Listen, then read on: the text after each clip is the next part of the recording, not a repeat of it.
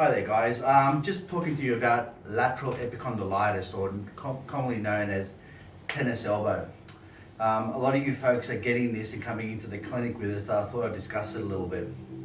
What tennis elbow is basically you have a little knobbly bit at the end of your elbow there, and that's your lateral epicondyle.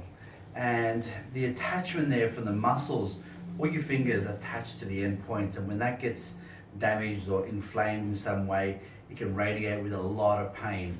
Now you can get this by overusing, usually from a squeezing aspects, so hammering, writing too much, or overuse in the fingers as such. Now typically you can get the muscle pains, numbness, a loss of sensation in the hands as well. In the clinic, you know that we have been doing a lot of sort of acupuncture and what have you, and today the video was basically to show you some different exercises that I'd like you to do. One of the main ones that we'd like to do is, first of all, is find your epicondyle and find where the tender spot is, and just follow that up in between the muscles, and just getting in between the two muscles and find where it's tender and just gently squeezing and then rotating somewhat.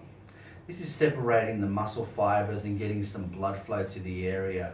This sort of exercise is not done with a digging sensation. It's done so more so with just to get the muscle fibers loose.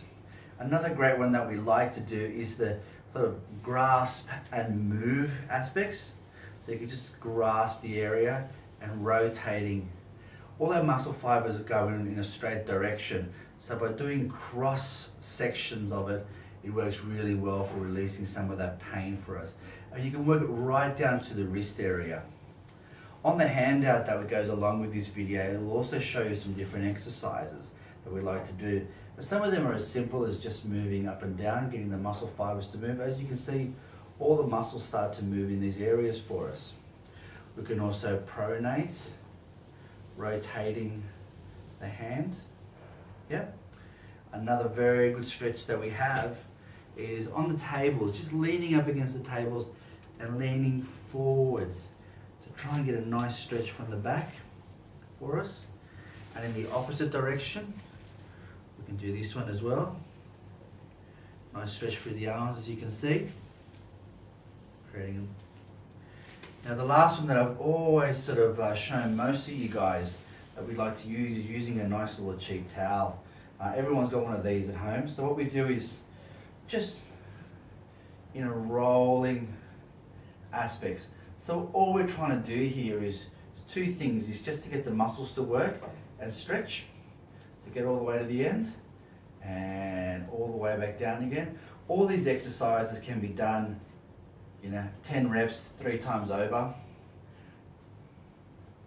Of course, at any time, if any of the pain starts to get too much, stop at that time.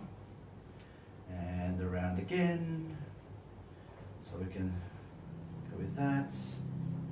Another one is wringing out. It's a little bit more advanced in the picture. Moving across. And next week, I'm actually going to show you a couple of other techniques that I like to do for those of you that are a bit more advanced. And that's using the gua sha or using the flex bar that we got coming in. So if you've got any other questions, please call us at Sydney Acupuncture. Quite happy to help you along the way. Remember that arm pain doesn't have to be there forever, but we can help. So thank you.